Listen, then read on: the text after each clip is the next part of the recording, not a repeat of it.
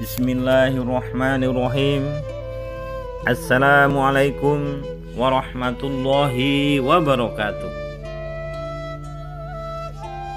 Baiklah rekan-rekan sekalian, kali ini saya akan membacakan kisah lanjutan dari video yang lalu, yaitu tentang sahabat Rasul yang bernama Mus'ab bin Umair. Ini dia kisahnya.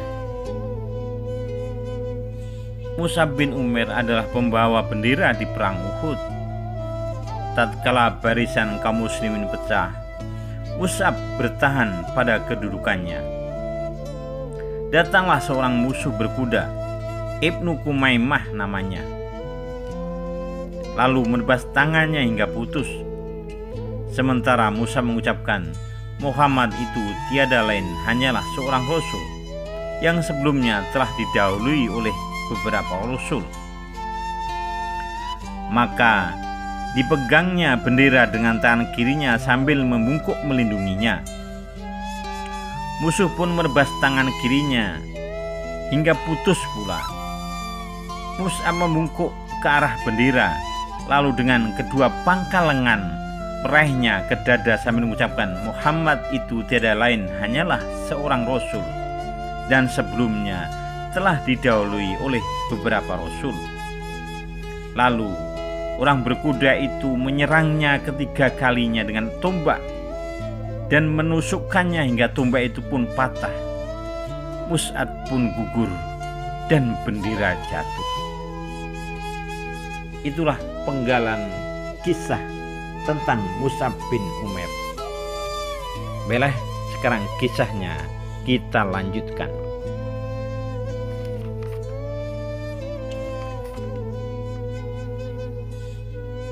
Kita awali dengan cuplikan dari kisah yang pertama. Demikianlah Mus'ab meninggalkan kemewahan dan kesenangan yang dialaminya selama itu dan memilih hidup miskin dan sengsara.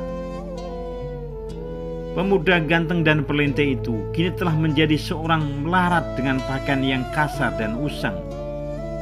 Sehari makan dan beberapa hari menderita kelaparan. Tapi jiwanya telah dihiasi dengan akidah suci dan cemerlang berkat sepuhan nur ilahi, telah merubah dirinya menjadi seorang manusia lain, yaitu manusia yang dihormati, penuh wibawa dan disegani. Itu penggalan kisah yang lalu. Sekarang kita lanjutkan kisah selanjutnya.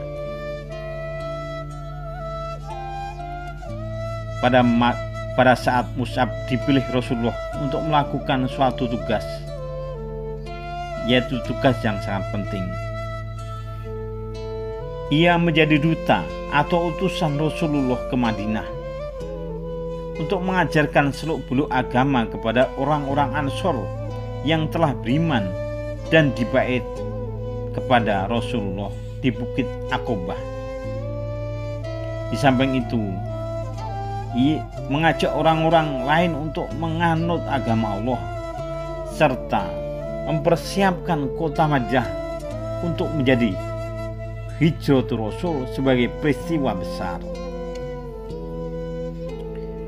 Sebenarnya di kalangan sahabat ketika itu masih banyak yang lebih tua, lebih berpengaruh dan lebih dekat hubungannya kekeluargaan dengan Rasulullah SAW daripada Mus'ab.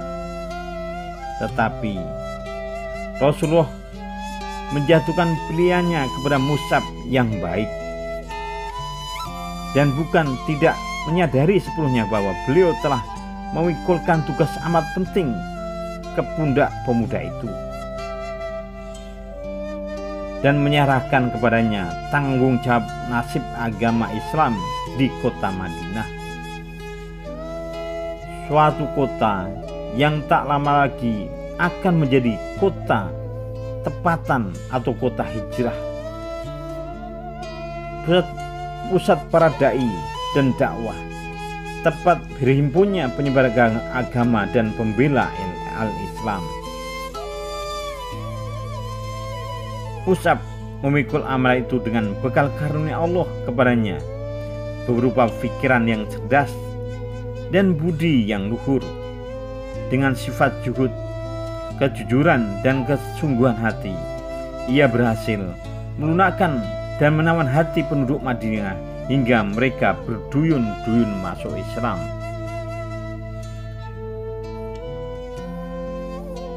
Sesampainya di Madinah, didapatinya kaum muslimin di sana tidak lebih dari 12 orang, yakni hanya orang-orang yang telah dibaiat di Bukit Aqabah. Tetapi tiada sampai beberapa bulan kemudian, meningkatlah orang yang sama-sama memenuhi panggilan Allah dan Rasul-Nya. Pada musim haji berikutnya dari perjanjian Aqabah, kaum muslimin Madinah mengirim perutusan yang mewakili mereka menemui Nabi, dan perutusan itu dipimpin oleh guru mereka, oleh duta yang dikirim melampi kepada mereka, yaitu Mus'ab bin Umair. Dengan tindakannya yang tepat dan bijaksana, Mus'ab bin Umair telah membuktikan bahwa pilihan Rasulullah SAW atas dirinya itu tepat.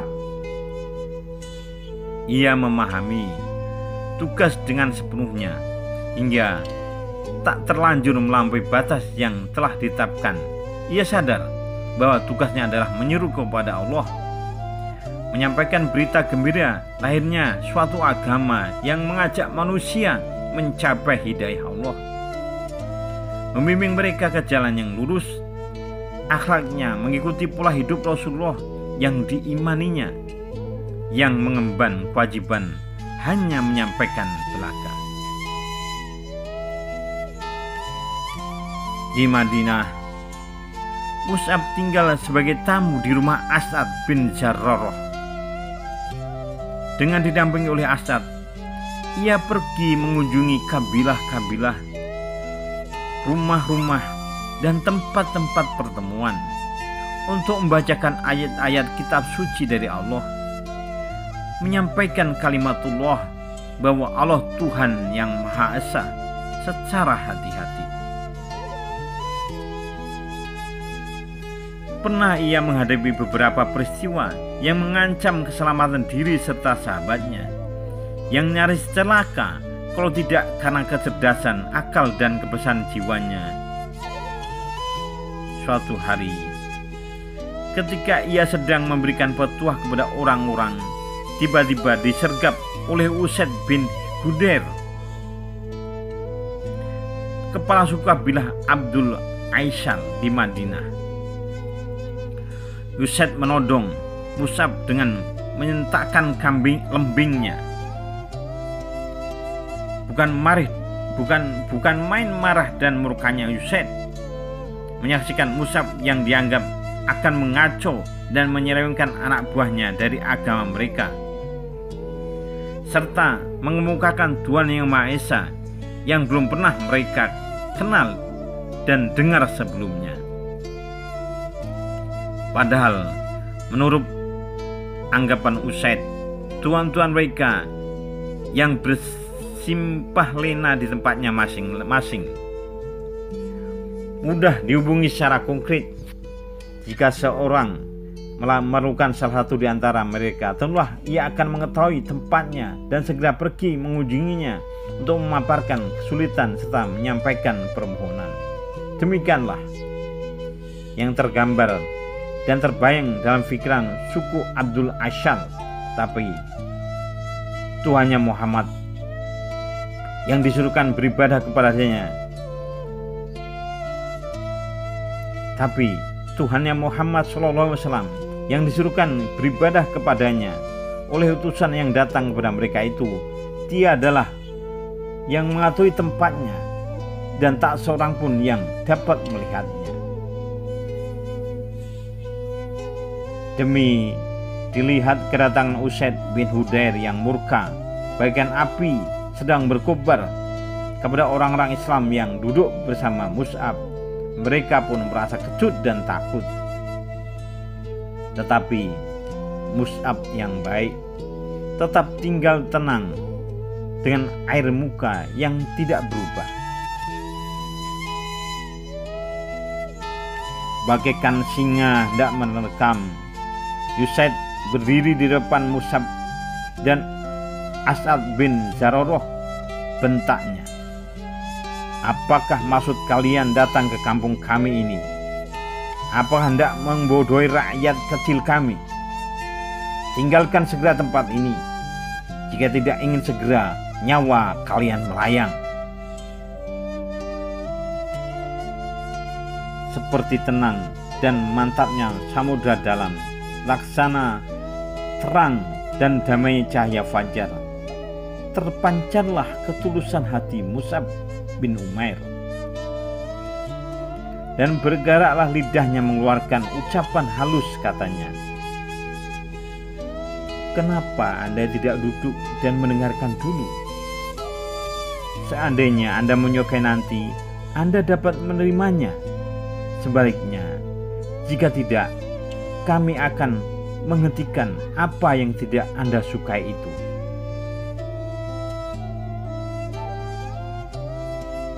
Sebenarnya Usaid seorang berakal dan berpikiran sehat, dan sekarang ia ini diajak oleh Mus'ab untuk berbicara dan meminta pertimbangan kepada hati nuraninya sendiri.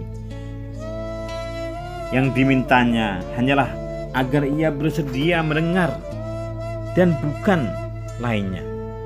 Jika ia menyetujui, ia akan membiarkan Mus'ab, dan jika tidak, maka Mus'ab berjanji akan meninggalkan kampung dan masyarakat mereka untuk mencari tempat yang masyarakat yang lain dengan tidak merugikan ataupun dirugikan oleh orang lain. "Sekarang saya insaf," ujar Usaid, lalu menjatuhkan lembingnya ke tanah dan duduk mendengarkan. Demi Mus'ab membacakan ayat-ayat Al-Quran dan menguraikan dakwah yang dibawa oleh Muhammad bin Abdullah SAW, maka dada Usaid pun mulai terbuka dan bercahaya. Beralun berirama mengikuti naik turunnya suara serta meresapi keindahannya. Dan belum lagi Mus'ab selesai dari urainya, Usaid pun berseru kepada para sahabatnya, "Alangkah indah dan benarnya ucapan itu, dan apakah yang harus dilakukan oleh orang yang hendak masuk Islam agama ini?" Maka sebagai jawaban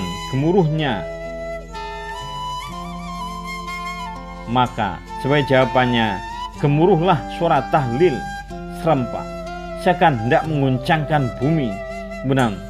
Kemudian ujar Mus'ab, "Hendaklah ia mensucikan diri, pakaian dan badannya, serta bersaksi bahwa tiada Tuhan yang hak diibadai melainkan Allah Subhanahu wa ta'ala." Beberapa lama Usaid meninggalkan mereka.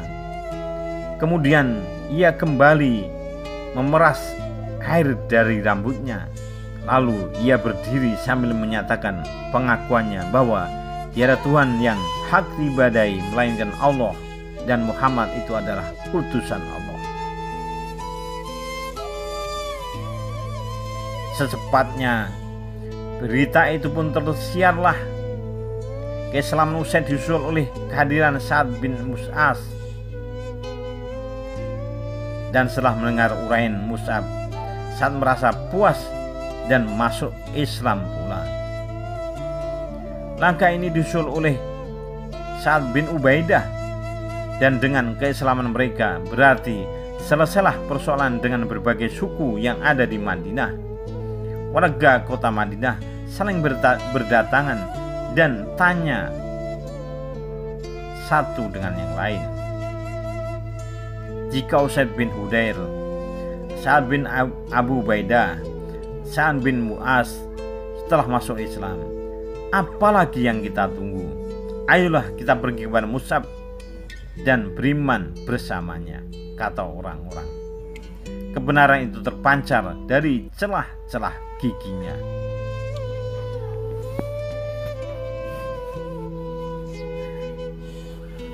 Demikianlah duta Rasulullah yang pertama telah mencapai hasil gemilang yang tiada taranya, suatu keberhasilan yang memang wajar dan layak diperolehnya. Hari-hari dan tahun-tahun pun berlalu dan Rasulullah bersama para sahabatnya hijrah ke Madinah. Orang-orang Quraisy semakin geram dengan dendamnya. Mereka menyiapkan tenaga untuk melanjutkan tindakan kekerasan terhadap hamba-hamba Allah yang soleh. Terjadilah perang Badar, dan kaum Quraisy pun beroleh pelajaran pahit yang menghabiskan sisa-sisa pikiran sehat mereka, hingga mereka berusaha untuk menebus kekalahan. Kemudian datanglah giliran perang Uhud, dan kaum muslimin pun bersiap-siap mengatur barisan. Rasulullah berdiri di tengah barisan itu, menatap setiap wajah orang beriman, menyelidiki siapa yang sebaiknya membawa bendera. Maka terpanggillah Mus'ab bin Umair, dan pahlawan itu tampil sebagai pembawa bendera. Peperangan berkobar, lalu berkecamuk dengan sengitnya. Pasukan panah melanggar tidak mentaati peraturan Rasulullah.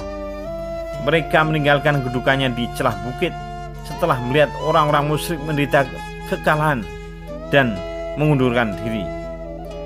Perbuatan mereka itu secepatnya merubah suasana hingga kemenangan kaum muslimin beralih menjadi kekalahan. Dengan tidak diduga, pasukan berkuda Quraisy yang menyerbu kaum muslimin dari puncak bukit, lalu tombak dan pedang pun berdentangan bagaikan mengamuk, membantai kaum muslimin yang tengah kacau balau. Melihat barisan kaum muslimin porak-poranda, musuh pun menunjukkan serangan ke arah Rasulullah dengan maksud menghantamnya. Mus'ab bin Umair menyadari suasana gawat itu, maka diacungkanlah bendera setinggi-tingginya dan bagian ngauman singa. Ia bertakbir sekeras-kerasnya, lalu maju ke muka, melompat, mengelak, dan berputar lalu menerkam. Matanya tertuju untuk menarik perhatian musuh kepada melupakan Rasulullah SAW. Dengan demikian dirinya bagaikan membentuk barisan tentara. Sungguh, walaupun seorang diri, tetapi Mus'ab bertempur laksana pasukan tentara besar. Sebelah tangannya memegang bendera bagaikan tameng kesaktian, sedang sebelah kirinya menebaskan pedang dengan matanya yang tajam. Tetapi musuh kian bertambah banyak. Mereka menyerang, menginjak-injak tubuhnya untuk mencapai Rasulullah. Sekarang marilah kita perhatikan saksi mata yang akan menceritakan saat-saat terakhir pahlawan besar Mus'ab bin Umair. Berkata Ibnu Sa'ad, diceritakan kepada kami oleh Ibrahim bin Muhammad bin Syurabil al-Abdari dari bapaknya. Ia berkata, Mus'ab bin Umair adalah pembawa bendera di perang Uhud. Tatkala barisan kaum muslimin pecah, Mus'ab bertahan pada kedudukannya. Datanglah seorang musuh berkuda, Ibnu Kumaimah namanya, lalu menebas tangannya hingga putus. Sementara Mus'ab mengucapkan, Muhammad itu tiada lain hanyalah seorang rasul yang sebelumnya telah didahului oleh beberapa rasul.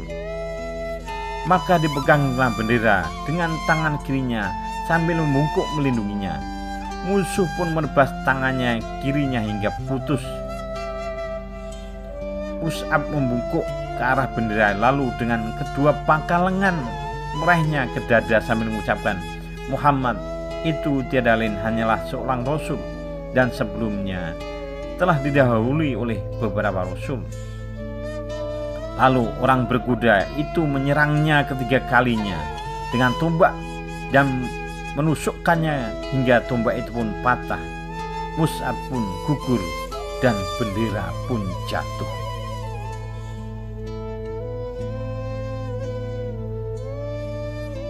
Gugurlah Mus'ab dan jatuhlah bendera. Ia gugur sebagai bintang dan mahkota para syuhada. Dan hal itu dialaminya setelah dengan keberanian luar biasa mengarungi kancah pengorbanan dan keimanan. Di saat itu Mus'ab berpendapat bahwa sekiranya ia gugur, tentulah jalan para pembunuh akan terbuka lebar menuju Rasulullah tanpa ada pembela yang akan mempertahankannya. Demi cintanya yang tiada terbatas kepada Rasulullah dan cemas memikirkan nasibnya nanti ketika ia pergi berlalu, setiap kali pedang jatuh menerbangkan sebelah tangannya, dihiburnya dengan ucapan Muhammad itu tiada lain hanyalah seorang rasul dan sebelumnya telah didahului oleh beberapa rasul. Kalimat yang kemudian dikukuhkan sebagai wahyu ini selalu diulang dan dibacanya sampai hingga selesai, hingga akhirnya menjadi ayat Quran yang selalu dibaca orang.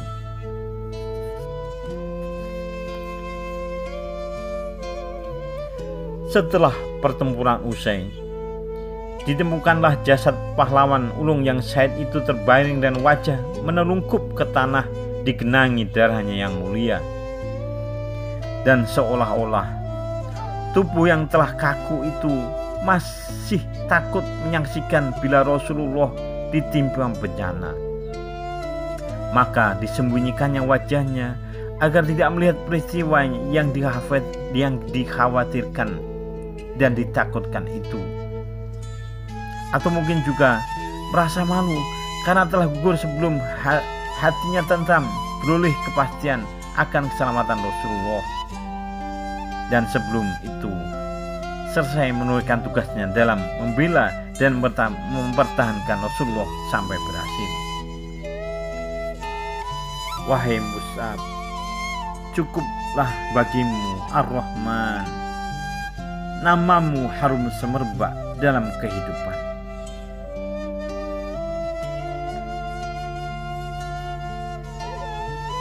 Rasulullah bersama para sahabat datang meninjau medan pertempuran untuk menyampaikan perpisahan kepada para syuhada.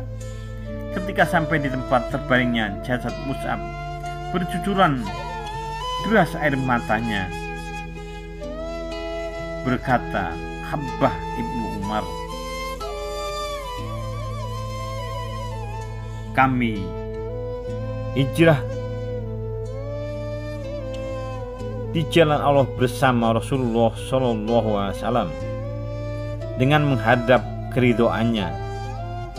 Kami hijrah di jalan Allah bersama Rasulullah SAW dengan mengharap keridhoannya. Hingga pastilah sudah pahala di sisi Allah. Di antara kami ada yang telah berlalu sebelum menikmati pahalanya di dunia ini sedikit pun juga. Di antara ia adalah Mus'ab bin Umair yang tewas di perang Uhud. Tak selai pun kain untuk menutupinya selain sehelai burdah. Andainya ditaruh di atas kepalanya, terbukalah kedua belah kakinya. Sebaliknya, bila ditutupkan di atas kakinya, terbukalah kepalanya. Maka sabda Rasulullah SAW, tutuplah kebagian kepalanya dan kakinya, tutuplah dengan rumput iskir.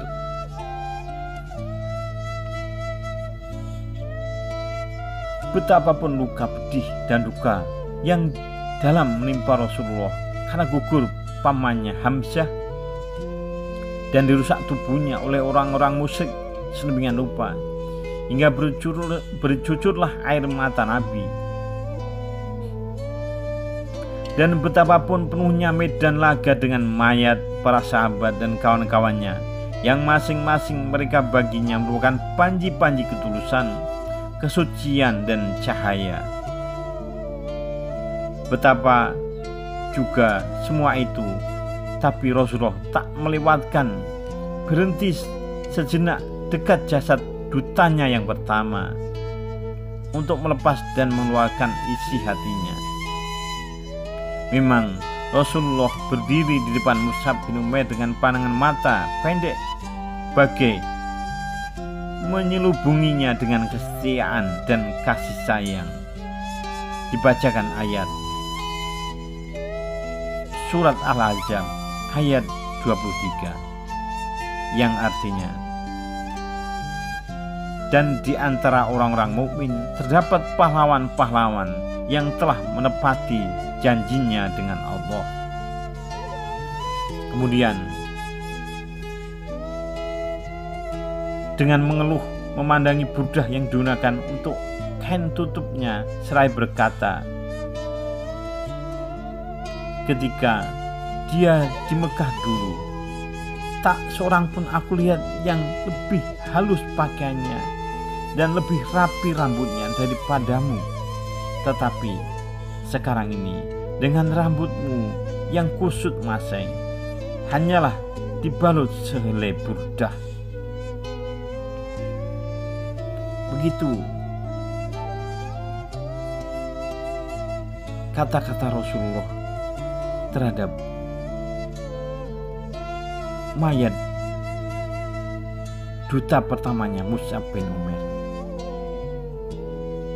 Setelah melayangkan pandangannya sayu ke arah medan serta para syuhada dan kawan-kawan Mus'ab yang tergeletak di atasnya, Rasulullah berseru,